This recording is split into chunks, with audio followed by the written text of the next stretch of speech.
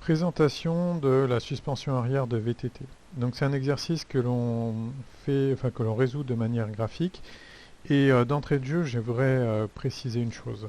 C'est pas parce qu'on fait de la graphique que l'on ne doit pas traduire sa démarche de raisonnement au travers d'un d'isolement rigoureux et de bilan d'action mécanique sur les solides qu'on vient d'isoler. C'est donc impératif. À côté de chaque construction, il doit y avoir l'explication de la démarche, donc fondamentale. Maintenant, sur l'exercice lui-même, euh, on a symbolisé ici un banc de test d'un vélo et on vient tester la suspension. Donc, qu'est-ce qu'on a comme information? Le problème est considéré comme plan, les pivots transmettent donc que des glisseurs. Donc ça va être quelque chose d'important.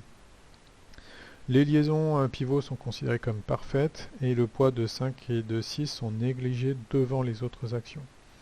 Donc là ici vous avez les solides qui sont représentés. Je pense même qu'on peut inclure d'autres solides parce que ici on va être amené à travailler sur, enfin à rechercher des solides en équilibre sous l'action de deux glisseurs.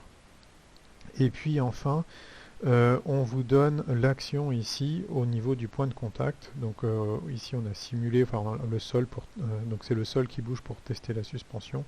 Et donc nous, on aura à traiter ici non pas la liaison 10-7, donc la liaison de 10 avec le pneu, mais tout simplement de casser cette liaison et de remplacer la liaison par son action mécanique ici, donc au point A, avec l'échelle qui convient, ce sera à vous de la déterminer. Vous avez l'action ici A de 10 sur 7. Pour vous aider dans cet exercice, je vais mettre en évidence les différents solides, parce qu'on ne le voit pas très bien sur la vidéo, enfin sur la feuille également. Donc ici vous avez le solide qu'on appelle base 1. En vert, vous avez ici la roussette.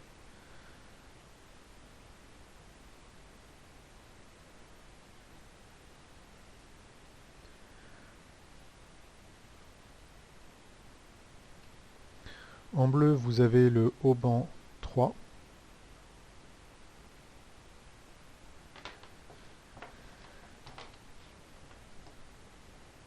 En rose, vous avez le basculeur 4. Donc attention, le basculeur est en liaison pivot avec le bâti en D, ici, et est en liaison avec la pièce 3 en C. Et enfin, le vérin, le vérin, donc vérin gaz, composé de ces deux pièces. Donc soit je mets deux couleurs pour considérer que c'est deux groupes cinématiques, soit je pourrais en mettre qu'une seule, suivant que j'isole tout le vérin ou non.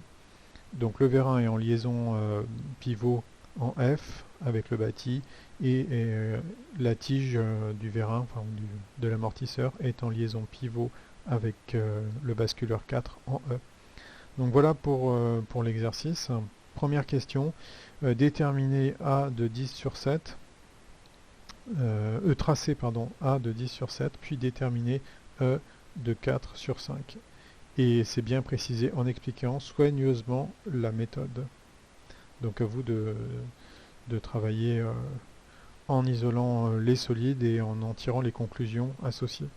Par exemple, si on isole le solide 3, on peut arriver à la conclusion que c'est un solide en équilibre statique sous l'action de deux glisseurs en B et en C. Mais ça suppose que vous ayez fait le bilan des actions mécaniques. Donc poids négligé, que vous ayez caractérisé l'action en B et que vous ayez caractérisé l'action en C.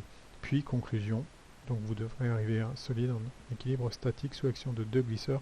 Donc la direction des efforts en B et en C est connue et vaut la droite BC. Voilà.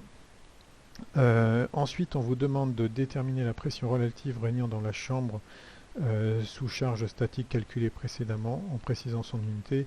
Alors c'est peut-être à ce moment-là, mais on l'a déjà vu dans d'autres exercices où il faudra isoler qu'une partie du vérin. Voilà, alors que dans la question 1, vous serez amené à isoler l'ensemble du vérin. Bon courage à vous!